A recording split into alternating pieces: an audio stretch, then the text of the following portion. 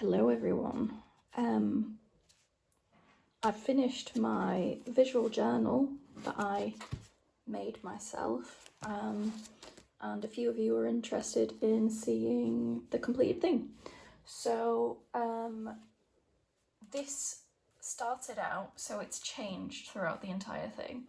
So it started off with a weekly visual journal where I am showing sort of some little highlights from that week. So I started in January, and the idea was that I'm going to do it once a week, little highlights of the week, visuals that I liked.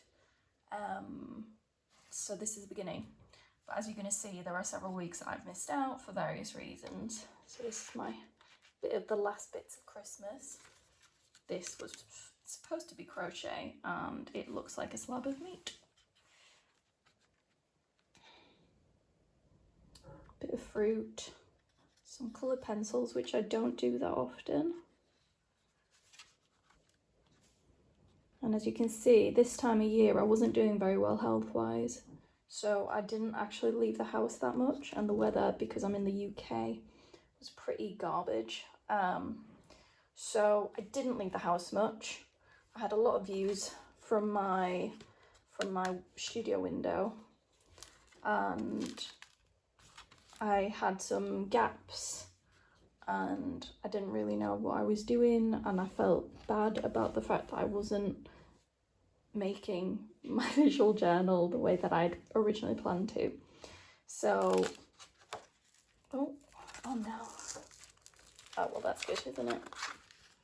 Here's another one of from my studio. And as you can see, it's going to start, colour the sky permanently grey. It's going to start developing differently at this point onwards. And I was feeling really down about it, actually. And then I decided I was just going to start making pages that reflected my art from that week. At this point, I was doing quite a lot of abstract work, going into my emotions, what I was feeling in my chest. I've got a previous essay on here that talks about that a little bit. I started looking into my ladies, my women, quite abstract, really enjoying this colour palette. But I was feeling still a bit lost with what I was doing. But I did enjoy making these ladies. I wasn't doing it weekly, but I was still, most weeks I was doing it.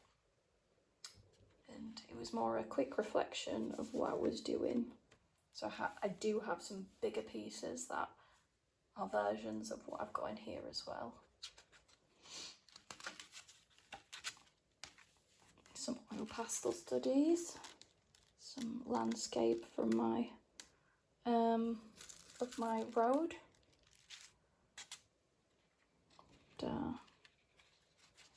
This one actually was to do with someone close to me who was struggling at the time, and she was really stuck and not feeling well emotionally, and I was just trying to send out the right energy to help her heal and get to a good place.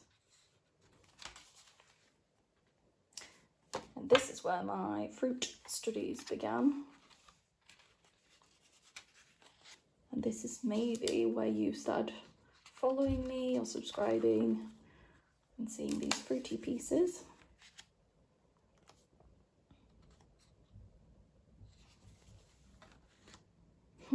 This one was just a quick pencil study of a larger painting I've done. Super quick. Some quick little studies. I was hating every moment of doing this, but I don't mind the oranges so much, or the shadows, but I just didn't have the patience to do anything else. So, and this is the last study in this one. So I made this myself, I sewed it together, cut the paper. Now I've got two more, but I haven't actually finished them. They've just been sat on my shelf, so I need to sew these together And I want to give credit to the actual doing a visual journal. I got the inspiration from Helen C. Stark, who has the Time Foragers Club on Substack. And then the actual tutorial how to make this was Margot Kent from Resounding Little Voices. She has some tutorials on YouTube that you can follow for this, but she is also on Substack. So yeah, let's see what the next one is like. I'm glad that I opened myself up to changing direction with it, and I didn't have to be forced to be things that I saw every week, because as someone who has suffers from burnout quite frequently, I can't really expect myself to always be out and find inspiration that way. So yeah, that is what that one looks like. So we'll have to see what the next one looks like.